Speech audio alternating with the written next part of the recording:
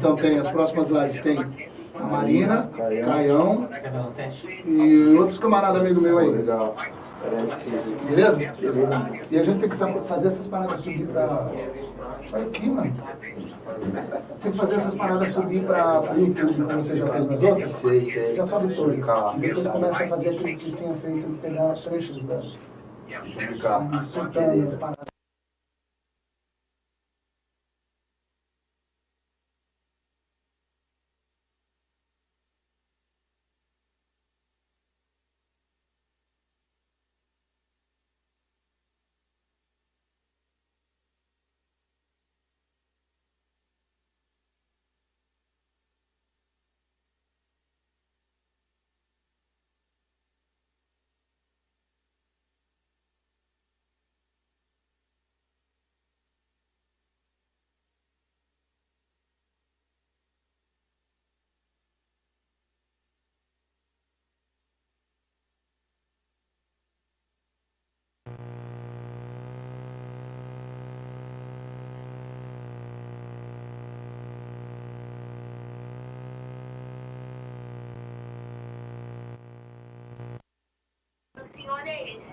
Esse.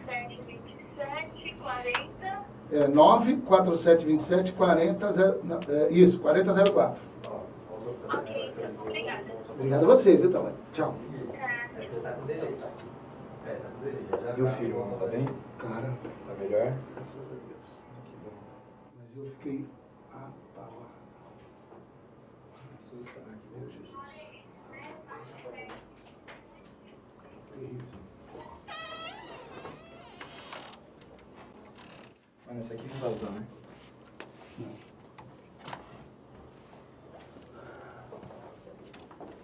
Mas você ficou com vergonha também? Quando dá um espelho. Agora é o Colégio Batista.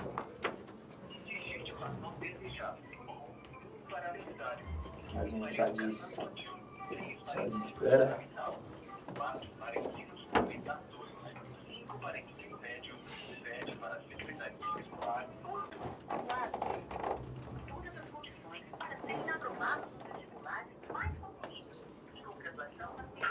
Essa live aqui, meu. Essa live aqui, mano, esse negócio tá pegando fogo, você vai ver. Legal, né? Bom dia. Aqui é Levi Araújo, pai do Vinícius Santos de Araújo. Eu tô querendo falar com a Selma. E aí, amigo, tudo bem? Prazer, Guilherme. Vamos começar já? Vamos já. Derrubei, pronto. Mas tá tudo bem? Não, tá tudo certo. Nada Só, de- nada disso. Só pra ver negócio de escola. Beleza. E aí, Barulho? Pastor, beleza? Gui, dá um ok quando for pra Deixa eu começar, só- eu vou gravar os negócios. Que maravilha, Baruque. Que bom que você tá aqui, Baruque. Tá bem, pastor. Eu tô meio grog hoje, não sei o que aconteceu comigo. Tô tendo um troço. Tá com delay. Tô com um delay gigante e dormi, tá aqui bem. Não, mas vamos de boa. Eu acordei cedo pra resolver uns negócios de reforma. Uhum. Tô com uma sensação estranha na cabeça. Vamos orar, vamos orar.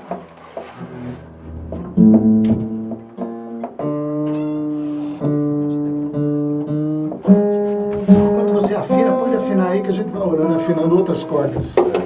Senhor, obrigado por estarmos juntos. Peço que o Senhor, de forma especial, nos abençoe aqui. Abençoe de forma especial o Baruque, querido, a mim também. Que o Senhor venha nos dar a alegria, o prazer de trocar uma ideia, de bater papo e que todo esse tempo nosso aqui possa fazer muito bem pra gente e para as pessoas que vão assistir. Muito obrigado, Jesus, porque o Senhor é bom. A sua bondade dura para sempre. Louvado seja o teu nome. Amém. O que eu faço pra convidar a galera? O link é o êxito. Isso, vamos lá no Insta também. Êxito.live.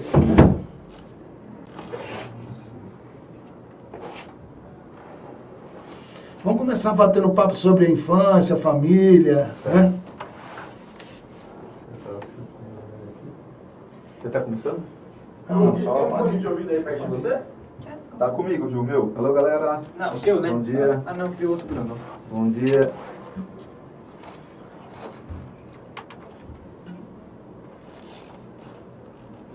Bom dia, gente. Estou passando por aqui para dizer que eu vou participar aqui com meu amigo, pastor Levizão. Já vai começar lá, uma entrevista muito legal, ao vivo agora com ele. E o link é www.exito.live. Isso. Não esquece que live não escreve L-A-I-V-E. Live é L-I-V-E, né? Isso. Será que eu consigo pôr aqui? Deixa eu ver se eu consigo pôr para vocês poderem ver. www.exito.live. Ó, galera, aí. A gente vai sair daqui, vai pra lá. Então entra lá, faz umas perguntas legais aí, me ajuda aí, gente. Televisão só tem pergunta difícil. Não. Aí vocês me ajudam a responder. Ô, só antes da gente começar, eu ia pedir pra você tocar uma música só pra fazer um teste, tá? O cara tá dando bronca em nós já. Aí. É. Valeu, espero vocês lá. Tá Deixa pensando, rápido. galera. Qual que é a senha aqui, Gui, pra mim deixar aqui? 142536. Pra tocar o violão? Isso. Uma coisa só pra ver o teste.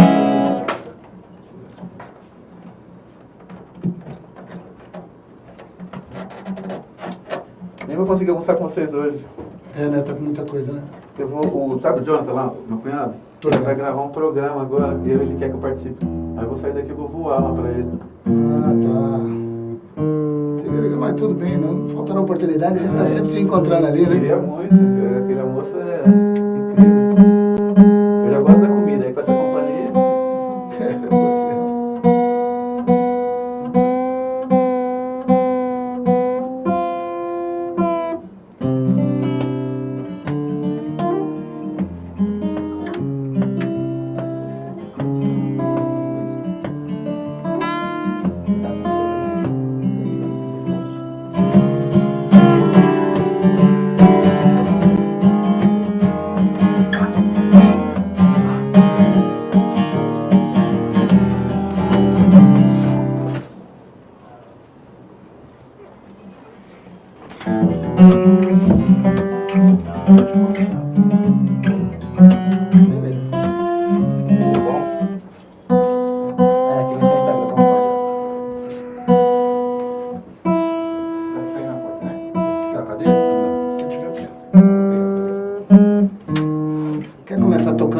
Que você curte, a gente começa a live com você tocando e eu chamo o pessoal, pode ser? Você fala aí, quando for começar, você fala porque o Baruque vai começar ele tocando, e aí eu entro e chamo todo mundo. Oi, tudo bem? Vou passar um óleo aí. É, porque quando vai abrir essa porta, às vezes tá gravando, não é pra abrir, né? Mas pra não fazer esse barulho. Ah, beleza. Tirar um.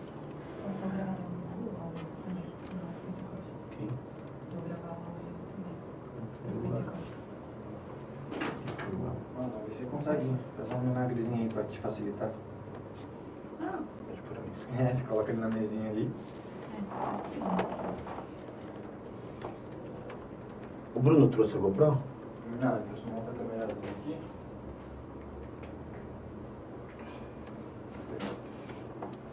O Levi tá só esperando o seu comando aí, tá, Ju, né? Só.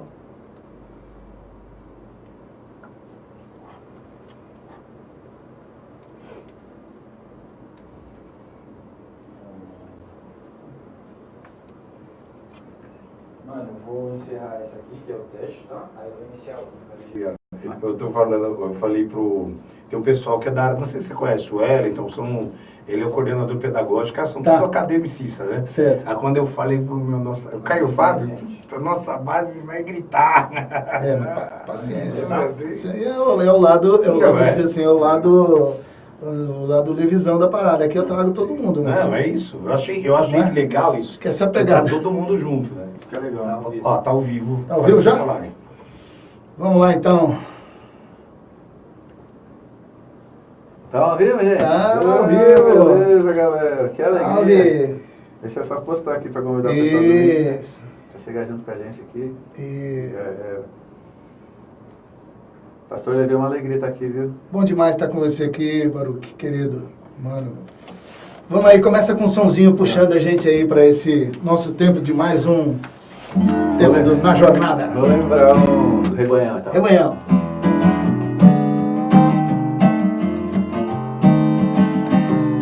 Minha vida que era muito louca. E aí? Louca. Só faltei correr atrás de avião. De havia, mas Jesus entrou no meu deserto, no meu coração, no meu coração. Eu era uma... Simbora! Eu era magro que dava dó, Que dava dó, meu paletó estava de uma lista só, uma lista só. mas Jesus entrou no meu deserto, No meu deserto, no meu coração, no meu coração. Jesus entrou no deserto e no meu coração.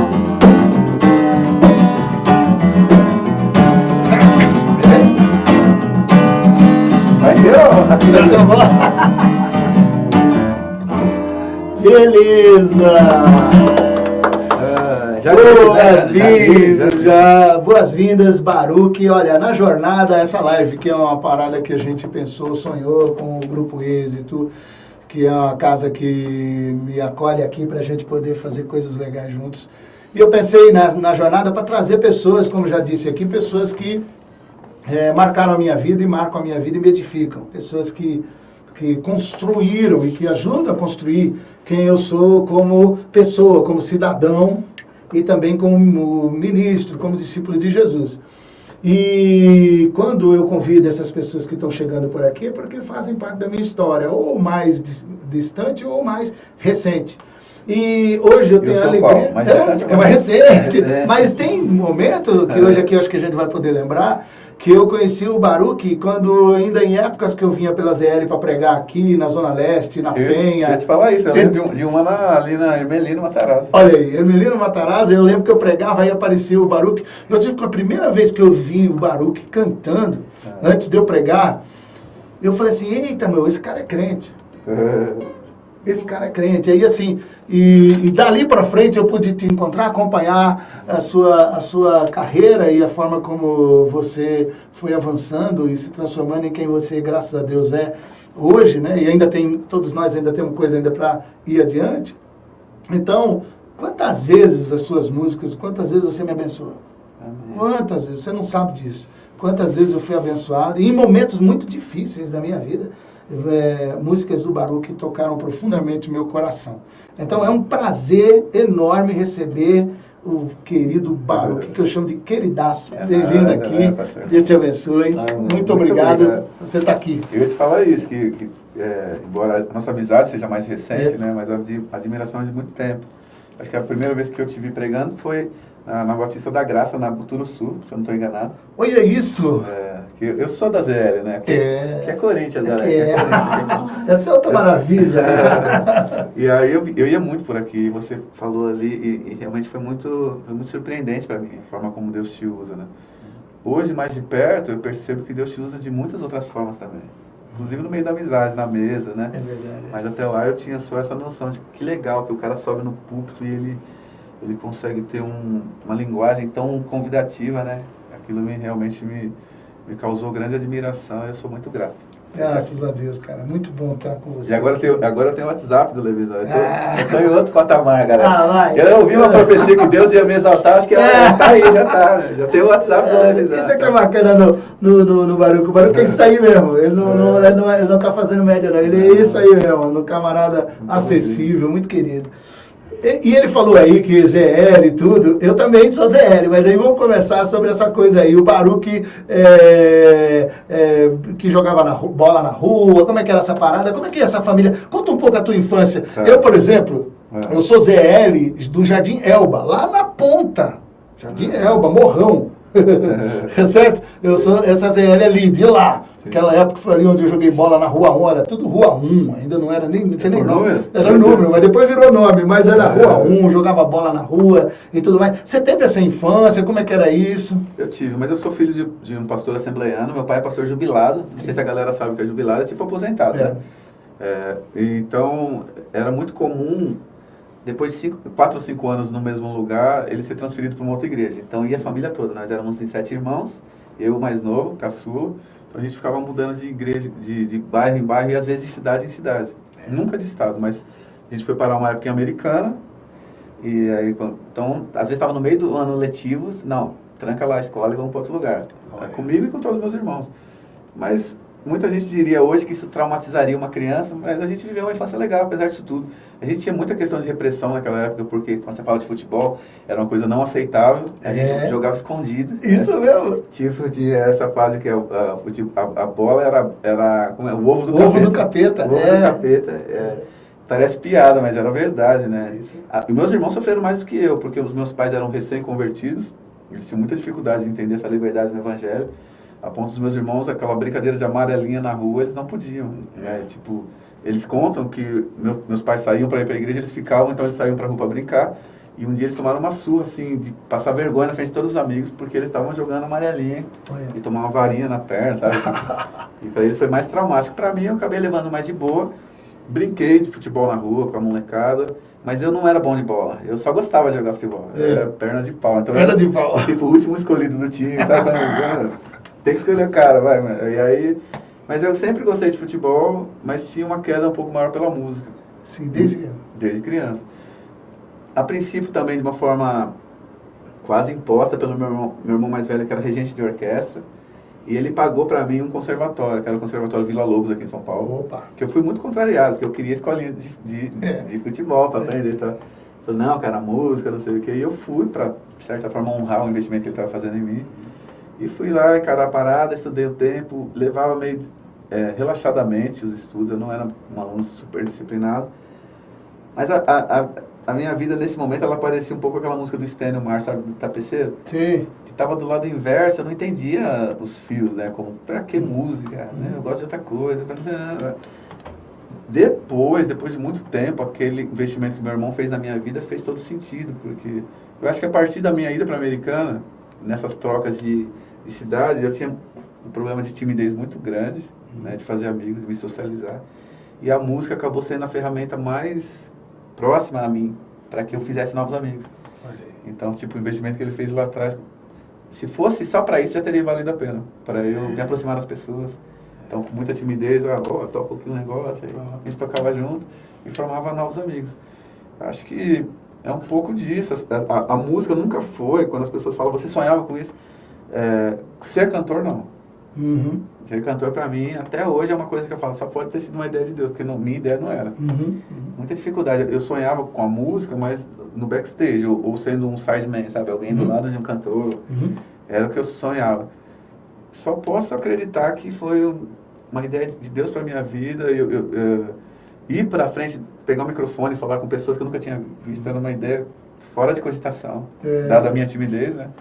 Então, não tinha possibilidade, mas esse start começou numa bandinha que a gente tinha americana, que o vocalista um dia, sem mais nem menos, ele falou, eu não quero mais sair dessa banda, acho que tem coisas melhores. E saiu, e a gente olhou um pro outro e falou, mano, a gente não tem vocalista mais, quem que vai ser? Ninguém queria, vai você. Aí era eu, só tinha eu. É o que temos para hoje. Era o cara do momento, no momento só tinha eu. Né? E aí encarei com muita dificuldade. Nossa, a gente ia cantar de domingo na igreja à noite, eu tinha dificuldade de dizer uma paz do Senhor. Eu falava boa noite, mas era uma paz do Senhor, igreja. Eu falava isso com extrema dificuldade, mas fui vencendo, porque fui começando a aceitar a ideia de que fosse um projeto de Deus para minha vida. Se é isso mesmo, então me ajuda, me capacita. Fantástico. Me dá as palavras, me dá um pouco mais de coragem. E aí foi. E cada etapa foi uma etapa muito gigante a princípio, e sempre imaginando que era uma etapa a ser vencida. Depois de lidar com a música, aí período de compor. Achava as minhas músicas muito feias, que não tem condição de usar essas músicas para nada. Então, até eu acreditar nisso de novo, acho que Deus sempre teve muito trabalho comigo, sabe? Eu nunca fui aquele cara que, entendeu uma pistazinha e já mergulhou. Não, eu ficava, não, me dá uma outra pista, é isso mesmo, sabe? Sempre brigando com Deus, porque eu enxergava muito mais as minhas limitações do que a forma como Deus proveria, né? Esse ser usado por Ele. E chegamos aqui, estamos em 2019, né? Depois de tantas lutas. Hoje com o coração um pouco mais tranquilo, porque hoje eu já entendo muito mais que tudo que eu faço, ou tudo que é feito em mim, é só obra dele. Né? Sim, é a ação dele. Quando você fala, você agora falando me remeteu também ao meu tempo onde... Porque eu sou também, vim da Assembleia de Deus, então era isso aí, futebol era, a bola era ovo do diabo, do capeta, não sei o que, não podia televisão. Eu tinha televisão escondida, hoje eu posso confessar. Então, eu também, aí tinha que assistir televisão escondida, teve tudo isso. Apesar dessas coisas, nós temos memórias interessantes, assim, muito gostosas, né? Muito preciosas. Ou seja, o tempo que nós tivemos de convívio com a igreja, com né? A banda, o coral, os hinos da harpa. Quantas imagens de emoção a gente tem guardado no nosso coração, que marcaram a vida da gente, que foram manifestações do Espírito Santo de Deus no meio da comunidade. E como eu sou grato a Deus por isso, né? Nós que tivemos pais da Assembleia, nós que vivemos dentro da Igreja Assembleia de Deus, querida Igreja Assembleia de Deus, a gente tem experiências. E você tem experiências da sua adolescência com coisas... E tem alguma música ou algum momento em que você lembra assim, que você fala, pô, esse momento é um momento de que eu não esqueço de Deus, na minha adolescência, com Bíblia, escola dominical, essas escola coisas. Dominical tinha as gincanas. Isso. Né? A gente viveu um momento onde pós-adolescentes, com os jovens, que estavam naquela transição para os jovens, nós tínhamos 2 classes gigantescas na escola dominical, que era um fenômeno para a cidade. A galera ia porque um incentivava o outro, e a gente fazia gincanas, disputas bíblicas, e aquilo me marcou realmente. E era extremamente cansativo, porque a gente encarava a escola dominical, depois tinha ensaio dos jovens, a gente passava o dia na igreja. Isso, e tem a culto ar livre. Tinha Depois da tarde, culto ar livre. Eu peguei menos, culto ar livre, mas tinha muito. Pra quem é tímido, culto ar livre é dia que arrebentar, meu Deus do céu. Das caixas mas até tinha, acho que mais recentemente eu tive algumas discussões com amigos que eles falavam, mano, isso nunca funcionou. Eu não acredito assim. Também não. Também não. Às vezes não funciona pra gente, né? E a gente acha que por não funcionar pra gente, não funciona pra ninguém. Eu lembro de eu pregando em culto ar livre, a praça vazia, só tinha cachorro e uns pombos fazendo cocô.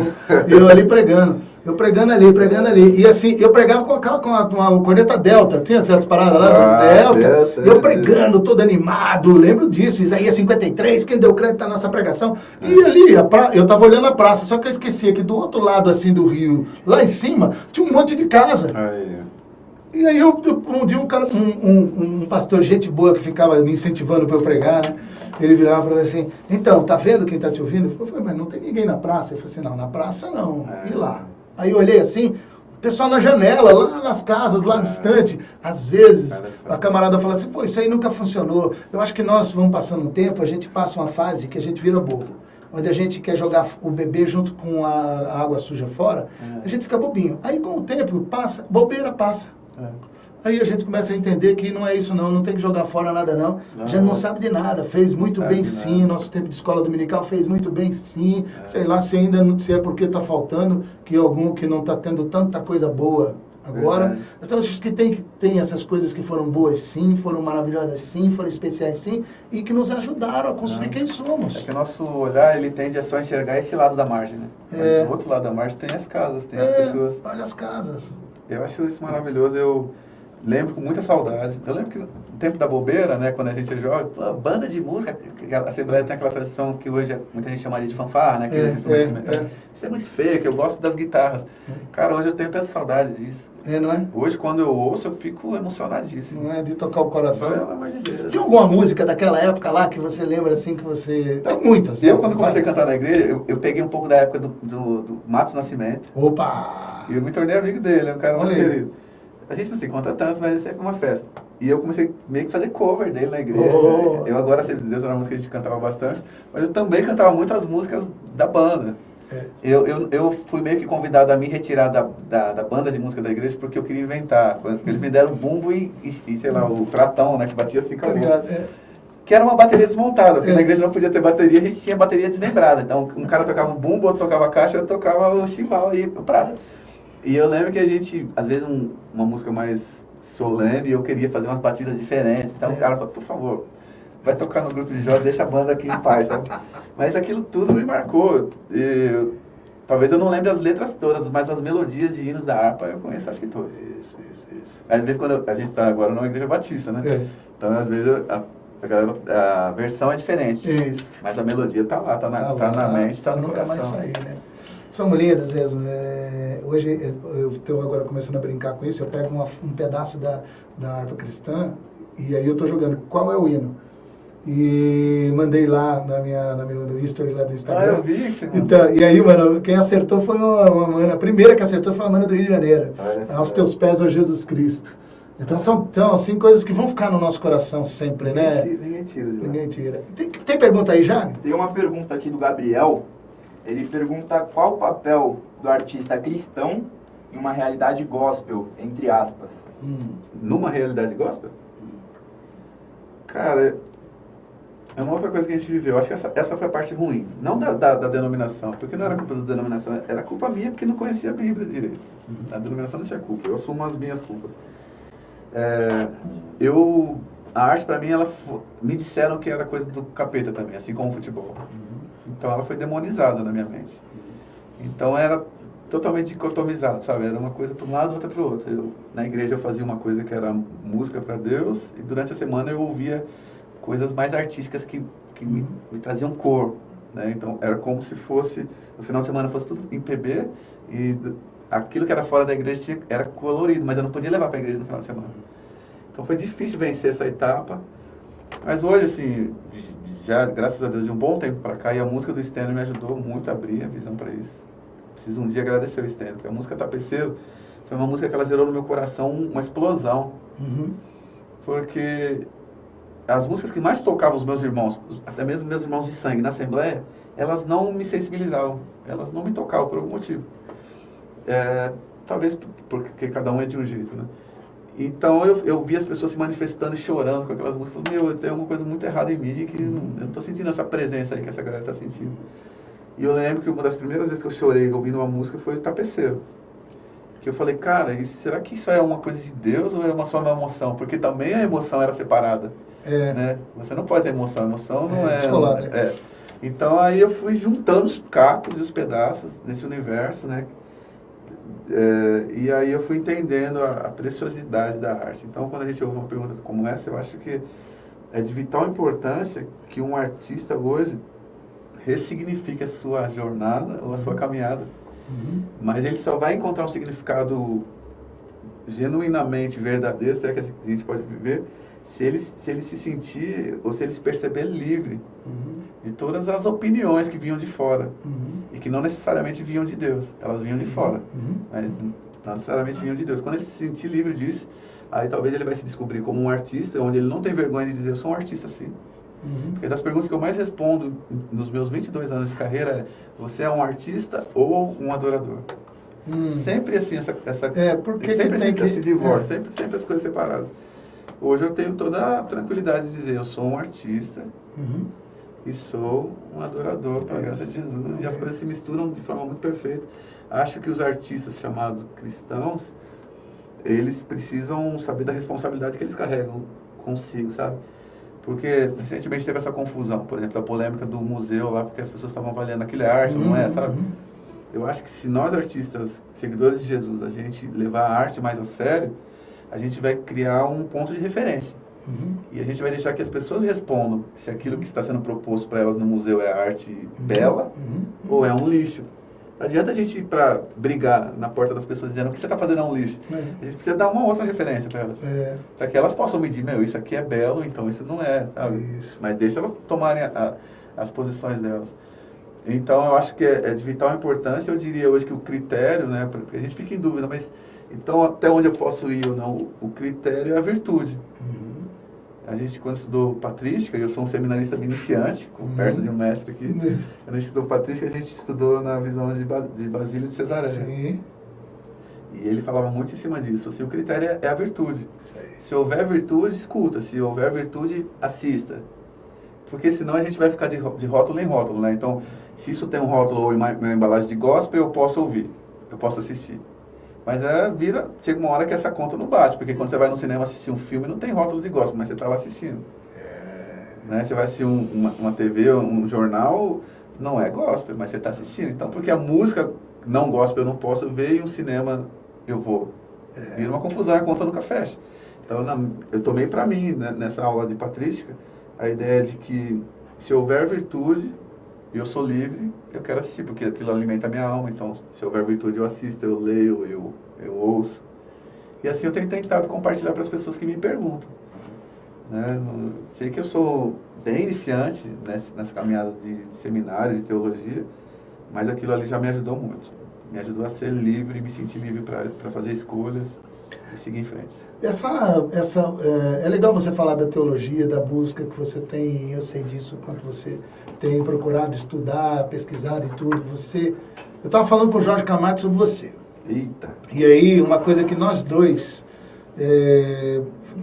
cravamos, na nossa opinião, sobre você tem um espírito ensinável. Você é um cara que quer aprender, e isso é lindo. E é interessante pessoas que, de alguma forma, vamos dizer assim, já alcançaram existe um momento de êxito na vida profissional, já alcançaram um êxito. É legal pessoas exitosas que têm ainda um coração e um espírito ensinável.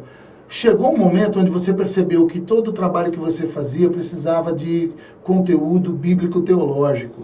Me fala um pouco sobre isso, como é que você vai pro seminário, qual seminário, e como é que isso, por que essa, enfim... Então, eu tenho amigos muito generosos por perto. Tem um cara que ele não é teólogo, mas ele é um cara que ele sempre gostou de ler muito, e eu sempre recorri a ele quando eu escrevi uma música, por exemplo, o Thiago Grula. Tiaguinho, dá uma olhadinha aí, mano.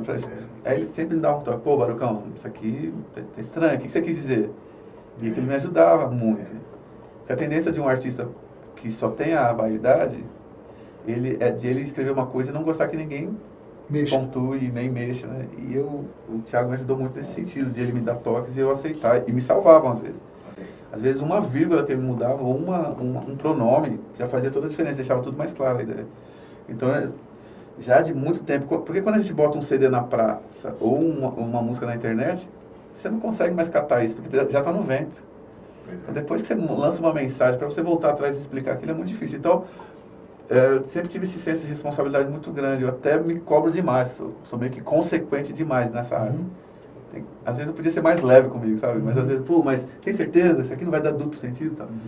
E aí eu, me percebendo do quão poderosa é essa ferramenta chamada composição e música, eu fui e falei, eu preciso me munir, me nutrir, né, e me munir. Eu sempre curti ouvir pregações de irmãos pentecostais, denominados pentecostais, de irmãos denominados tradicionais, sempre fui abençoado. E eu lembro que uma vez eu estava assistindo um projeto, eu não vou saber o nome, não sei se era a Missão na Íntegra ou a Missão do Ari. Missão na Íntegra. Era um congresso, não é? A gente fazia isso. Eu estava assistindo um inteiro. E aí, as pregações maravilhosas, e aí chegou o Ziel foi pregar aquele dia. Aí quando o Ziel começou a pregar, eu falei, cara, que legal também e tal. E aí fui me informar um pouco mais sobre ele, porque alguém tinha me dito alguma coisa de que o Ziel era, não sei se é reitor. Isso. Quase um reitor, né? Isso. E eu fui me informar e tal, e encontrei alguns amigos na estrada, e eles me indicaram, falaram, assim, é isso mesmo, o Ziel é professor lá. E eles terminaram aqui, me deram o telefone, eu fui atrás. A princípio, eu sempre imaginei assim, eu tenho 43 anos de idade, eu sempre não, mas de um tempo pra cá eu pensei assim, eu vou até os 45 na estrada, e depois eu vou estudar teologia, enquanto isso eu vou contando com a ajuda dos irmãos e vou estudando aqui do meu jeitão. E lá no Servos eu descobri que era possível já começar, porque eles têm uma grade modular, né, que é por módulos e tal. Aí, 2 anos e meio atrás, eu e a Rebeca falamos, vamos estudar, vamos começar numa matéria só. E aí a gente começou, vamos separar terça-feira nesse semestre. Então, terça-feira eu não vou pegar evento, eu vou pro seminário. Aí, semestre seguinte, eu mudava para quarta e tal. E nisso eu fui fazendo várias matérias. Estou perto de terminar o primeiro curso agora, né? A gente está perto de terminar. Esse semestre eu vou fazer Evangelhos Sinóticos e Atos. Sensacional. Então, estou muito feliz, porque me deu condições de, ainda na estrada, saciar um pouco essa minha sede de estudar um pouco mais a palavra. O ambiente acadêmico, ao contrário do que muita gente teme, me ajudou muito. Porque, embora ele gere aqueles conflitos, mas ele também nos dá a oportunidade de colocar as dúvidas na mesa. Pronto. Né? Claro. Então, dá-nos a oportunidade da gente ser muito transparente. Falar, eu estou em crise com isso daqui e eu nunca fui recriminado. Eu fiz 2 matérias com o Ziel e ele, sensacional. Os outros professores todos incríveis. Mas ele sensacional na forma de abordar. Mesmo quando ele queria dar uma bronca, o que você está falando não tem nada a ver. Ele falava de um jeito que não envergonhava a gente, ficava tudo bem. Mas é sensacional. Então, aí é muito louco, porque como eu sou um músico, olha só como as coisas vão encaixando. Eu sou músico, todos os meus amigos músicos iam para seminários de música. Mas eu sempre pensei diferente, eu sempre falei, eu não queria que os meus estudos fossem somente focados em como se escreve ou como se adora Jesus. Eu entendo que é importante, seminários de louvor e adoração são importantes, mas nunca me chamaram a atenção. Porque eu fui por um caminho que era assim, eu acho que se eu me preparar ou se eu me aprofundar na palavra, isso também vai ter uma reflexão na minha música. Porque aí na hora de eu compor, o que eu estou ouvindo é que vai reverberar. Na hora de eu ministrar, vai reverberar. Então, ao invés de eu ir para um seminário muito mais focado em ministração de louvor, eu fui para um seminário que tratava a teologia como um todo e que no meio do todo tinha a parte musical, a parte eclesiástica, a parte da liturgia. E aí eu tô vivendo exatamente nesse momento, com um monte de coisa no chão desconstruída, um monte de pedaços por aí, alguns outros prédios já numa construção mais avançada, já estão mais sólidos. Legal. Mas hoje eu já não tenho vergonha de dizer, mano, tem um monte de coisa que eu não sei, tá no chão. Que era uma coisa que eu pensava antes, mas hoje já não penso assim. E tá tudo Maravilha. bem. E tá tudo bem, tá tudo em paz. Sensacional, essa que é a beleza de um espírito ensinável, é saber que tem coisas que você tem que desconstruir e que você não vai usar mais o edifício, mas tem muito material do edifício que você ainda pode usar para a nova construção. Preciso dar um testemunho, desde que você falou com o Jorge, né? Não sei quando vocês tiveram essa conversa, mas recentemente eu fiz um curso com ele de autoria. Foram 3 horas de curso que me abençoaram muitíssimo. Muitíssimo. Nós temos formas diferentes de compor, na questão da linguagem musical. Mas isso não me impediu de ver no Jorge, que é um mestre, uma oportunidade que ele me compartilhasse algo. E eu não vou dizer assim, eu aprendi uma coisinha com ele, eu aprendi muita coisa naquelas 3 horas. Assim como recentemente a gente teve uma reunião de salmos. Isso. E eu cheguei na televisão e lamentei de eu não ter chegado antes. É verdade. Porque ele me deu uma aula ali sobre a questão dos livros, né? Que o salmo é composto por 5 livros, né? E entre outras tantas coisas, eu não sei se isso eu posso dizer que é um ponto positivo para mim, porque é de total interesse meu também. Entendi. Então, eu também me acho interesseiro, assim, nesse aspecto. Ao mesmo tempo que você está me vendo como ensinável, é a tua forma gentil de me enxergar. Mas eu acho nisso, assim, mano, eu sou um cara interessado em aprender, porque isso me enriquece também. Entendi. Então, amém, que isso seja um coração ensinável, mas estamos aí. É fantástico. Você falou de Rebeca aí. Rebeca. Você falou de Rebeca. E fala de Rebeca. Que é essa moça aí, que eu chamo lá de pastora. Eu estava falando com ela sobre o Pentecostes, pensando em convidá-la também, né? Porque ela vira aqui e fala assim, e começaram a falar em outras libras. Olha só. De repente, seria o tema dela, né? Lindo. Mas fala da Rebeca. E a Rebeca? Rebeca, a gente se conhece desde novos. Nossas famílias se conheciam. E, então, a minha irmã, que é casada com o pastor do Brasil para Cristo, o pastor Isaías, foi uma época, ele também tinha esse formato da igreja que eles enviam para outras cidades, ele foi dirigir uma igreja em Marília. A Rebeca morava em Marília, interior de São Paulo, 400 quilômetros mais ou menos. E aí eu lembro que a gente foi passar um final de ano com eles lá em Marília e estava a família da Rebeca, uma família, o Rabi árabe, a Sara brasileira, mas uma família bem diferente, assim, né, do nosso jeitão brasileiro de ser. Achei linda a cultura deles, assim, a forma de... Achei bacana, mas a Rebeca era muito novinha. A gente estava naquela diferença de idade onde eu tinha 13, talvez, e ela 9. Olha aí. Não sei, ela é de 81, eu sou de 76. 5 anos, né? Eu tinha 13, ela tinha 8, 9. E aí, então, ela era uma criança, ela já era uma adolescente olhando para as meninas mais adolescentes, ela ainda era criança. E a gente se viu e, ok, a vida seguiu em frente. Depois, quando eu já estava começando a viajar pelas igrejas, muito tempo depois que eu voltei em Marília, eu vi, sei lá quantos anos eu tinha, sou muito ruim de dados, mas a Rebeca já é uma adolescente, que menina parece mais ser jovem que menina, e aí eu acho que menina bonita e tal, e ela já estava com esse negócio de Libras, a gente foi cantar na igreja do meu cunhado, eu fui cantar, fazer o louvor, ministrar o louvor, e ela foi fazer Libras. E a gente se viu. Aí eu realmente, essa menina é muito bonita. Fiquei muito encantado pelo trabalho. Vai, Rebeca. Começou a brotar, né? Coraçõezinhos aí. Eu fiquei muito encantado com o trabalho, é uma coisa muito curiosa, né? Como que se fala com as mãos.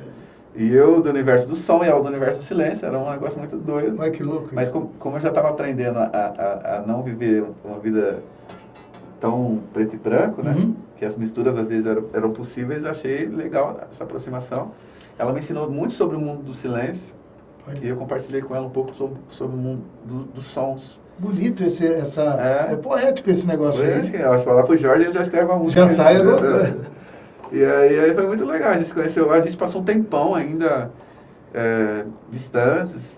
Eu lembro que eu saí de Marília, eu peguei o contato da Rebeca e convidei a Rebeca com um grupo de surdos, que ela tinha lá, crianças surdos, era um coral de surdos, Olha, e pra ela ir em Americana, e ela foi.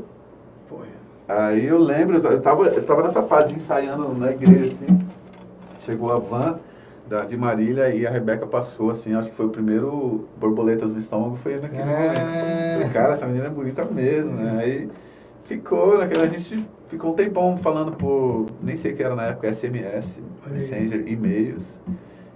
A conta de telefone, quando a gente falava, era muito cara. Cara. E aí depois de, acho que, sei lá quanto tempo, a gente se propôs a se conhecer melhor e a namorar. Eu sou muito ruim de datas, assim, sabe? Mas a gente namorou por 3 anos e estamos casados vai completar 15 agora. Então é um pouco da nossa história aí. A gente tem vivido milagres muito incríveis Sim. com o Senhor na nossa família, como Ele tem suprido a nossa casa, sabe? Suprido as nossas necessidades, os nossos sonhos. A gente casa, como todo mundo casa, cheio de impressões sobre o casamento, que depois são desfeitas, né?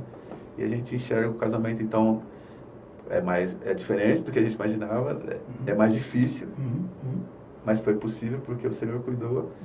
E a gente está aí, comemorando agora em abril 15 anos. Ah, que maravilha. Não temos filhos, né? É uma pergunta muito recorrente. Sim. Nós gostaríamos de ter, não temos, Deus não nos deu.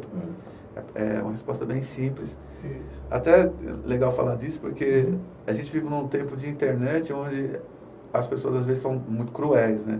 Bastante cruéis. Então, por exemplo, a gente já ouviu coisas do tipo, eles devem ser esse tipo de casal tão fútil que não querem ter filhos para não estragar a vida deles. Ah, que... Já ouviu coisas assim? Coisa horrível. Então, e eu estou compartilhando isso só para que as pessoas talvez se atentem, né? De se colocar um pouco no lugar do outro.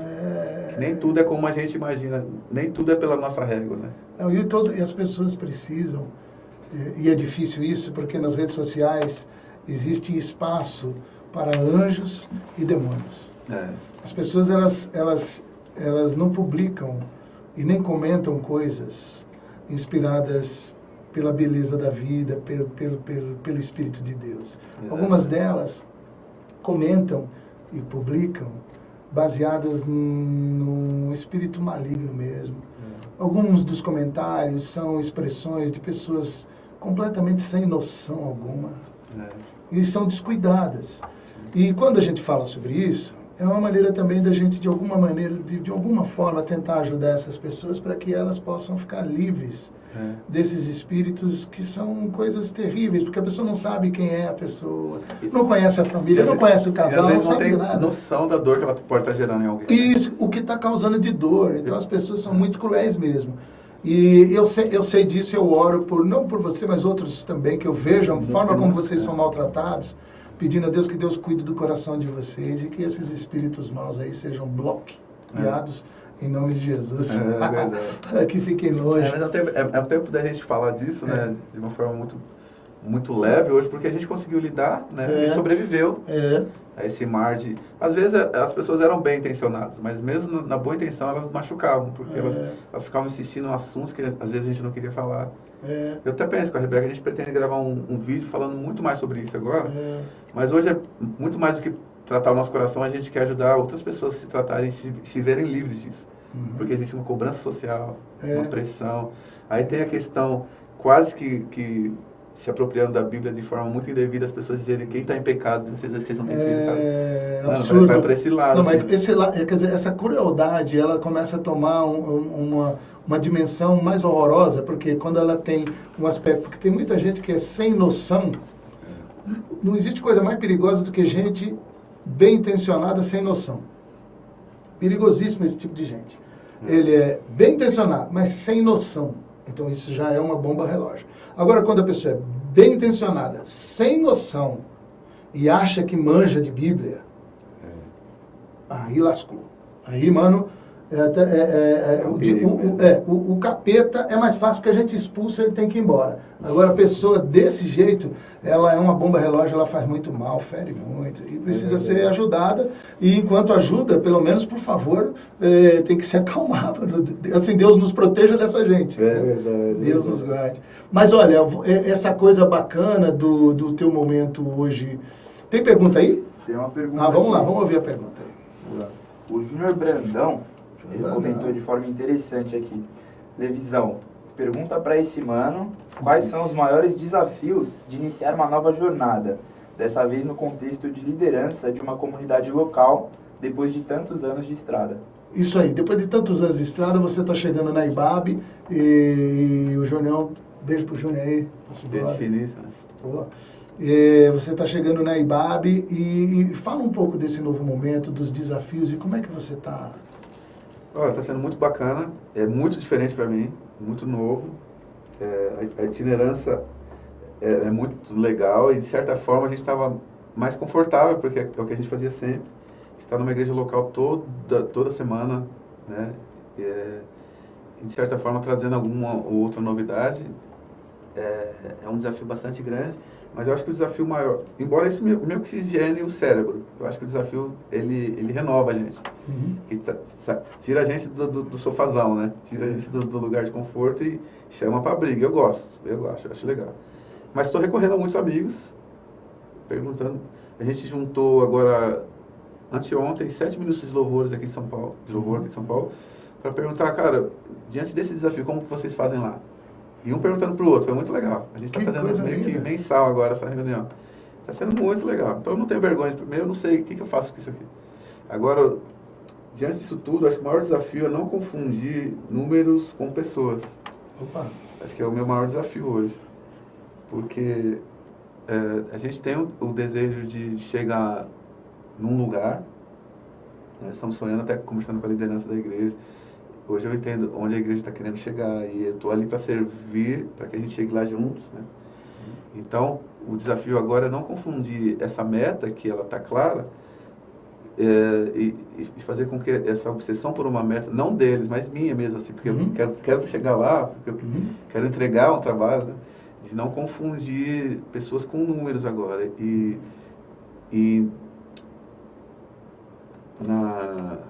No vislumbre de se alcançar um lugar, eu não atropele gente pelo caminho. Boa. Então, eu preciso cuidar muito do meu coração nesse momento, para eu ter paciência, porque o Ziel tinha me falado isso. Lidar com ele estava falando mais na área de pastoreio, né? Mas, e de certa forma a gente exerce o pastoreio lá, né? Então, lidar com pessoas é lidar com o desuniforme, né? Um está muito bem, um já está muito maduro, você pode dizer uma coisa firme para a pessoa que ela aguenta, o outro está todo quebradinho ainda e ele está na tua equipe. Então, eu acho que ele apertou desafios, né? Eu acho que o maior desafio é esse. É entender o tempo de cada um, é ter paciência, porque aquele cara que você ajudou semana passada, você acha assim, eu já atendi esse cara e são tantos outros voluntários, deixa eu cuidar do outro. Mas não, acho que essa semana é de novo com esse. E tudo bem, vamos lá, isso daí faz parte do meu trabalho. Sim. É muito grande isso para mim. É muito grande isso para mim. Mas, como eu estou entendendo que eu só posso fazer isso e ter um êxito, se eu estiver na dependência do Senhor, eu estou confiando no Senhor. E acho que é a Nalzira que fala, não sei como Deus vai sair dessa. É a Nalzira que fala. Então, é nisso que eu estou descansando. Jesus, eu quero ver como é que o Senhor vai sair dessa. Exatamente. Porque eu estou entendendo que tem coisas que não vão depender de mim. Vão depender de Deus agindo em mim e de Deus agindo num voluntário que às vezes ouve uma instrução. Ele vai entender? Deus, eu preciso que o Senhor seja a tecla SAP, assim, que interprete para ele o que eu estou querendo dizer. Porque eu sei da motivação do meu coração, quando eu estou dizendo algo a alguém. Mas eu não sei exatamente o que a pessoa está ouvindo enquanto eu estou dizendo o que eu estou dizendo, sabe? Então eu preciso muito que Deus tire os ruídos do caminho. Mas até agora falando um texto muito mais prático, tem sido boa a caminhada. Eu tive um suporte muito bacana da equipe não que me antecedeu, mas da equipe que já trabalhava antes de mim, que está junto comigo agora. A Adri, o Leandro está lá, a Marcinha, toda a equipe, os pastores. Então, apesar de tão grande, de tão desafiador, só tem sido suportável porque muita gente está me prestando o ombro para mim. E os voluntários, a gente está tentando desempenhar uma caminhada de muita clareza. Ontem a gente teve um ensaio onde eles estavam em volta de uma mesa e a gente começou a falar de um assunto da nossa área e eu fiquei muito feliz que eles começaram a perguntar coisas de forma muito honesta. Mas isso aqui, o que vai acontecer sobre isso? E foi muito legal, porque quando eles perguntam de forma honesta, eu posso responder de forma honesta. Ó, a gente está tentando isso aqui. Isso. Então eu acho que diante desse desafio só não pode nos faltar a verdade e a honestidade. Isso. Que aí ela vai ajudar Uhum.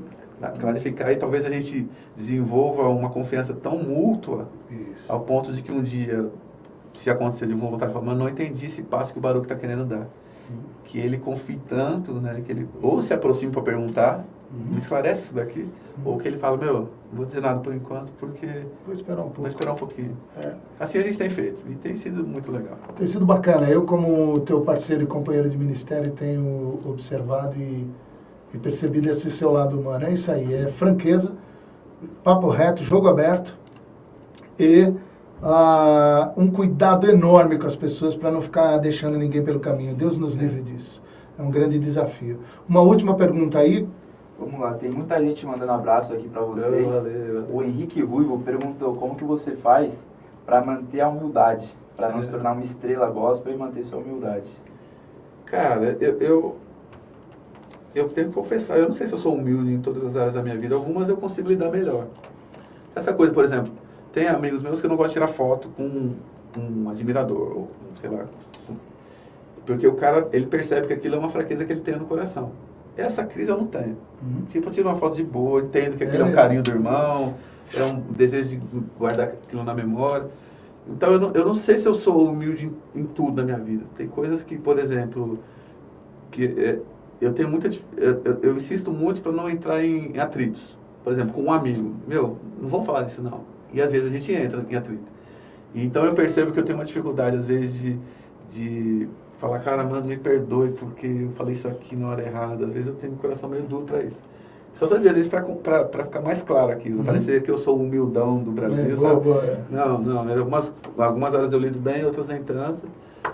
Mas eu acho que só é possível a gente ter uma caminhada do que ele chamou de humildade, eu diria de dependência, quando a gente lembra daquele trecho da carta do Paulo aos Coríntios, quando ele fala que aquele que pensa estar de pé, cuide para que não caia. É 1 Coríntios. É isso aí. E o Charles Swindoll, ele fala uma coisa muito interessante que marcou, que está gravado na minha cabeça, que é assim, a distância entre o que está de pé e o que está caído, ou o que pensa estar de pé e o que está caído, é o cuidado. Isso. Cara, eu acho sensacional. Sensacional. Então, eu acho que o segredo para tudo aí na nossa caminhada é o cuidado. Mas é o cuidado de verdade. Porque tem o cuidado que é o cuidado com o outro, que é muito mais o espírito de fofoca do que um cuidado. Isso. É só não é um interesse, é uma curiosidade. É quando você só tem curiosidade sobre a vida do outro. Então, esse cuidado não serve de nada. Não. O cuidado que é o interesse, mano, tô perto, né? O que eu posso servir. Então, o cuidado com o outro assim serve e o cuidado primeiro com o meu coração. Porque tem coisas de mim que ninguém da internet conhece. Que a minha esposa não conhece. E é por isso que eu tenho muita dificuldade de aceitar esses rótulos de humildão, porque eu sei que tem coisas lá dentro que ainda precisam ser tratadas. Isso. Então, o texto fala que é aquele que pensa estar de pé, né? Pronto. Nem o que está de pé, é o que pensa. Pensou. Que acha que está, né? Então, é isso. Eu acho que o cuidado seria uma resposta aí para qualquer coisa nesse sentido. Uma coisa que eu tenho notado é que existem pessoas que são ponte. E existem pessoas que são muros. É uma diferença enorme ser ponte e ser muro. O Brasil, nesses últimos anos, por conta de um monte de coisa, e também questões políticas, que terminou desaguando nas questões, na vida dos pastores, dos líderes, etc., parece que uma vocação para muros tomou conta do nosso meio de um jeito muito triste. E como se bastasse só levantar os muros, não basta levantar muro, você começa a ficar jogando por cima do muro toda coisa possível de lixo do lado de lá, cada um jogando lixo e tal. E eu observo que você, na sua caminhada, porque você está pelo Brasil todo, você está em todo o grupo. Você está entre os pentecostais, está entre os tradicionais, está entre os reformados, está entre os mais, os não muito reformados, está entre... Neopentecostais. Eu estou utilizando com muito cuidado até os adjetivos para que aqui nessa minha fala isso aqui já não vire um muro. Eu quero que essa minha fala seja uma ponte, não um muro. Então, assim, você está junto com os ortodoxos, você está também sempre junto com os nem tão ortodoxos. Então, você está sempre por esses lados aí. E nós já chegamos a conversar um pouco sobre isso, mas eu queria que você trouxesse essa observação, esse seu olhar. E o quanto você, de alguma forma, eu vejo você como ponte. Como você tem sido ponte para poder dizer o seguinte, pessoal, não precisa de muro não, é só de uma ponte. Eu estou ali, vejo isso, eu estou aqui, vejo aquilo. Como é que é isso? Como é que você tem caminhado? Que eu acho isso, assim, é profundamente necessário isso. E, aliás, é o meu caminho aqui no Êxito. É o meu papel aqui no Êxito. Eu estou na plataforma Êxito, no grupo Êxito, para ser ponte, não muro, ponte.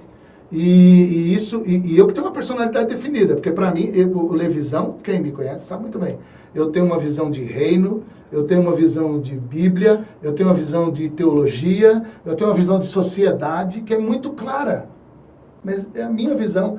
E é tão bacana quando eu me sinto respeitado e quanto eu também posso respeitar outras visões. Então, esse é um exercício constante para mim. Do mesmo jeito que você fala aí, eu sei muito bem quem sou eu também sei muito bem quem sou eu, ruim demais, eita, acaba ruim que sou eu. Então eu tenho que estar exercitando isso o tempo todo para que eu possa ser ponte, não um muro. Fala um pouco sobre isso, Baruch. Eu não sabia que eu era isso. E nem planejei ser. Eu me vi sendo assim, porque parece que foi o nome que eu achei para dar para esse movimento que eu fiz na vida. Mas a princípio, isso não foi planejado, assim, eu vou para os lugares para aproximar as pessoas. Mas é que eu estive sentado em mesas antes de saber que elas tinham um lado. Então, quando eu estava nas mesas, eu só via as pessoas, eu não via os rótulos que elas tinham. E é muito doido, porque um dia conversando com um amigo, que ele falou assim, como que você pode estar com fulano de tal?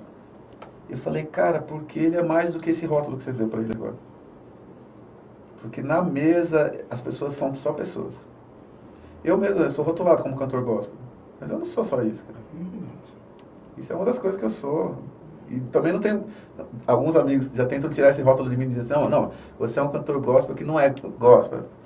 Também pode chamar de gospel, porque eu também estou lá, entendeu? Eu acho que a única forma possível de viver, assim, de caminhar pelos caminhos, e o fato de eu estar em todos os lugares não significa que eu concorde com tudo que está sendo dito. Isso, claro. Muito pelo contrário. Mas eu não preciso desejar a morte das pessoas quando eu não concordo com o que elas estão dizendo. Isso. Algumas coisas eu escolho não estar tão próximo, porque eu acho que se confundir a cabeça das pessoas a respeito de quem é Jesus, aí às vezes eu evito estar num evento ou em outro. Às vezes eu evito. Mas não, do contrário, se é só uma questão de visão, de ponto, de ângulo teológico, eu consigo lidar com a diferença. Porque ouvindo mestres de polos diferentes, eu percebo que às vezes em dois polos existem muitos argumentos bíblicos. E a gente está falando, não estou falando de moleque como eu, estou falando de caras que estão aí estudando a Bíblia há 50 anos. Se esses caras que estudam a mesma Bíblia há 50 anos estão pensando de forma diferente, e aparentemente o coração deles é muito apaixonado por Jesus, ou ama muito a Jesus, e ainda assim estão pensando diferente, sabe? Aí eu não consigo fechar com esse em detrimento do outro, sabe? Eu posso até concordar mais com esse do que com esse em algum aspecto, mas eu não consigo. Agora, porque eu concordei com você, vamos abandonar aquele cara do lado de lá e, sabe? E vamos criar um partido onde a gente detone aquele lado. Eu não consigo. Nem sei se acho que eu estou sendo muito prolixo na minha resposta, mas é porque é tudo muito... São pequenos nervos, sabe? São pequenos detalhes, assim, e que quem me avalia de longe vai falar assim, é um politicão, sabe? No sentido de que ele quer estar bem com todo mundo. E não é. As pessoas que se aproximaram de mim e me perguntaram, no meu coração, elas ouviram de mim coisas mais profundas. Mas eu também não vou ficar jogando no vento pra gente que nunca quis me ouvir, né? Mas eu acho que uma forma de vencer isso, de tornar possível, esse jeito de caminhar, é lembrando de que as pessoas são pessoas. Isso. E aí, um dia que eu respondi para um cara, quando ele falou, como você pode estar lá, eu falei, cara, essa pessoa é muito bacana, cara. Porque a imagem que a gente tem das pessoas é do personagem que está exposto na mídia. Uhum. Né? Então, esse personagem que está exposto na mídia. Então, de um personagem a gente gosta ou desgosta. Pode crer. Agora, que em relação de verdade, você tem que chegar muito mais próximo para reconhecer. Fica mais perto, né? Chegar mais perto. Porque tem muitos, até dentro do que você tinha falado sobre essa agressão da internet, muita gente se auto-intitula profeta porque fica de longe gritando. E eu não consigo respeitar profetas assim. Isso. Eu acho que eu gosto mais do formato do Natan, que chega Isso. tão perto de Davi, Bem pertinho. conta uma história que envolve o cara e depois Isso. falar o que Deus disse para ele falar, sabe? Boa. Eu acredito muito nesses profetas. Os profetas que ficam na internet xingando, eu não, pelo menos não admiro. Posso entender o ponto de vista deles, mas não admiro. Não é nesses caras que eu me espelho, sabe? E é assim, é ao mesmo tempo um prazer ser visto como ponte, mas é uma dor também. Porque toda mesa que eu me sento como um advogado da mesa que não está presente. É impressionante. Olha aí, É impressionante. E às vezes eu começo a defender pessoas que eu nem sei porque eu estou defendendo essa pessoa, porque eu não concordo com isso também. Mas é que eu estou defendendo o ser. Eu não estou defendendo os pontos de vista. Então é uma dor. É porque o ponto de vista para uma pessoa que está ausente, às vezes se transforma tão agressivo, tão feio. A pessoa não está aqui. O cara vai dar opinião sobre a pessoa que não está. Aí ele fica corajoso, né? Porque a pessoa não está lá. Então fica tem bastante, fica com a coragem. Impressionante, porque tete a tete aqui talvez não seja tão corajoso. E assim, e aí, às vezes por não ser, porque está presente e está junto, talvez não ser tão corajoso, ele não é tão feio. Então a pessoa, quando o outro está ausente, ele enfeia como pessoa. Enfeia como pessoa, porque o argumento dele fica horrível, fica feio, e faz mal. Aí na mesma hora, mesmo que a gente não concorde com tudo que a pessoa que está ausente, eu não concordo com um monte de coisa da pessoa que está ausente, mas o que você está fazendo é tão feio, bicho, que eu não posso permitir que você faça isso. Então eu acho que isso é bacana, isso é tão honesto. Isso é muito mas legal. É doloroso. Doloroso.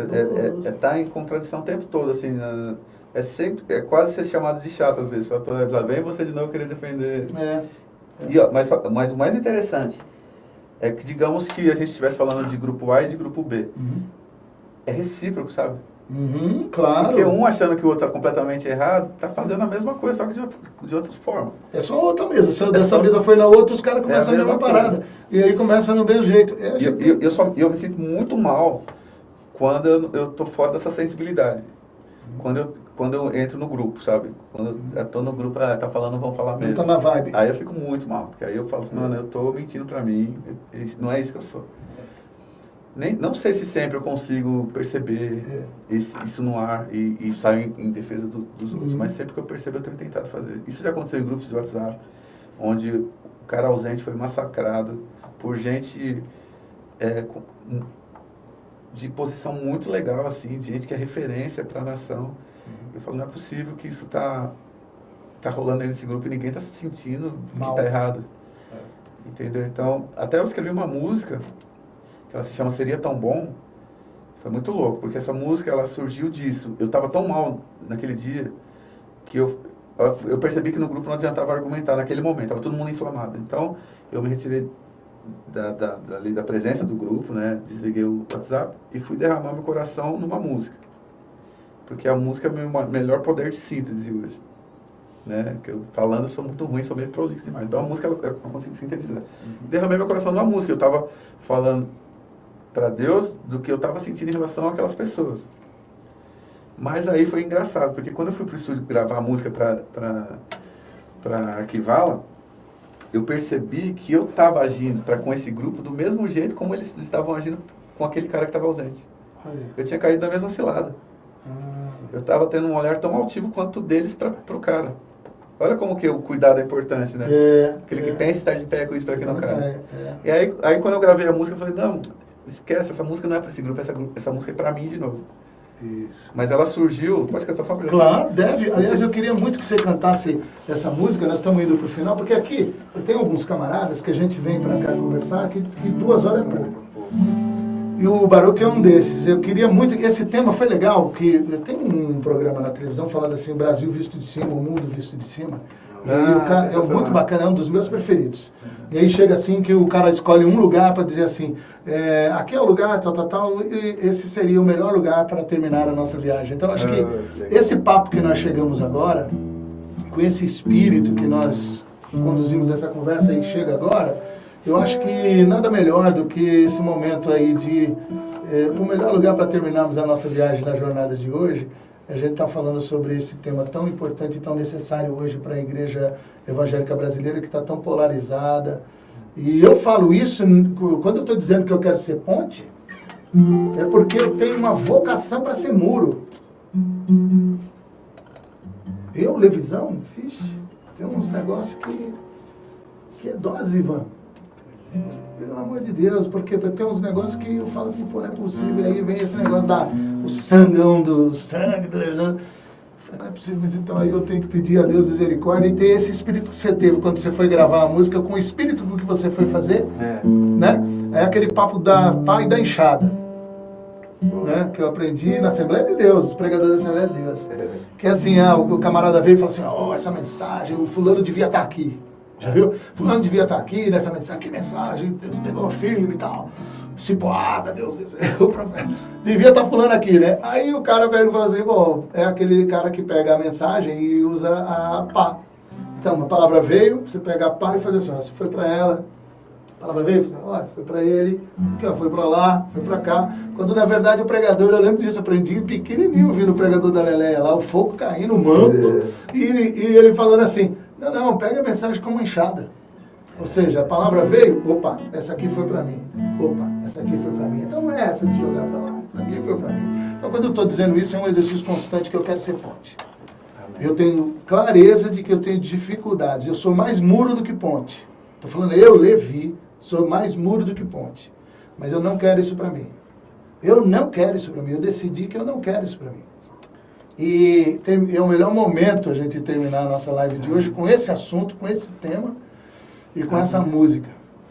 Amém. Eu não sei se eu vou dar conta de cantar direito, mas eu vou tentar aqui. Então, lembrando que essa música é pra mim, mas não é mais pro grupo lá. Enxada. Enxada. Mais ou menos aqui. Seria tão bom se o que a gente fala fosse pura compaixão, amor, cuidado e zelo com aquele nosso irmão. Seria tão bom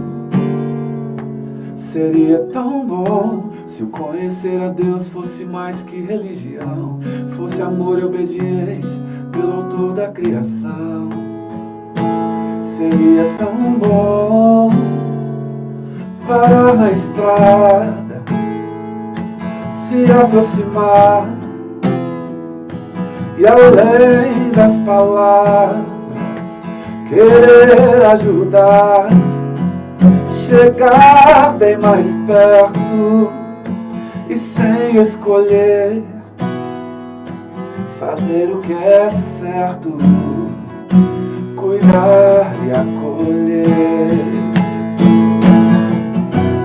Ai, Pai, faz de mim alguém parecido contigo. Então, transforma o meu eu e esse jeito de ser tão altivo. Quero me parecer contigo. Que no fim tudo se resume nisso, né? Quero me parecer contigo. Quero me parecer contigo. Seria tão bom. Quero me parecer contigo. Seria tão bom. Seria tão bom. Amém. Que maravilha. Baruque, querido. Cara, que bom, muito obrigado, que tempo precioso. Você, mais uma vez, ministra o meu coração, aos nossos corações, né? Igual. Mais uma vez, e você é precioso, é querido. E Rebeca também, você sabe que vocês habitam, eu tenho essa expressão, você e Rebeca moram no meu coração e nas minhas orações. E as minhas orações, eu entendo que oração é casa. Então vocês moram dentro das minhas orações, né? E do meu coração. Então eu te agradeço de coração esse tempo aqui, tão precioso, sua gentileza, generosidade, você é um cara generoso, poder estar aqui com a gente. E esse tempo, e você que assistiu aí, eu sei que fez muito bem para você, e que está assistindo agora, depois que ficou gravado, pega isso aí, e essa frase tão bonita, seria tão bom se a gente se parecesse mais com Jesus, e que Deus me ajude, Deus te ajude, não, nos ajude, deixa a pá de canto aí um pouquinho, deixa a pá para lá, vamos usar mais a enxada, para a gente poder puxar para a gente as palavras que Deus tem que trazer, as pegadas, porque o pai corrige ao filho que ama. Então, você assimilar isso tudo, eu acho que isso será realmente o começo de coisas boas. Acho que esse seria tão bom se fôssemos assim, será muito bom para todos nós daqui para frente, né? Obrigado, hein, Baruque, querido. Deus te abençoe, em nome de Jesus. Um beijo, valeu para todo mundo, beijo Bento, para todo mundo, beleza? Valeu.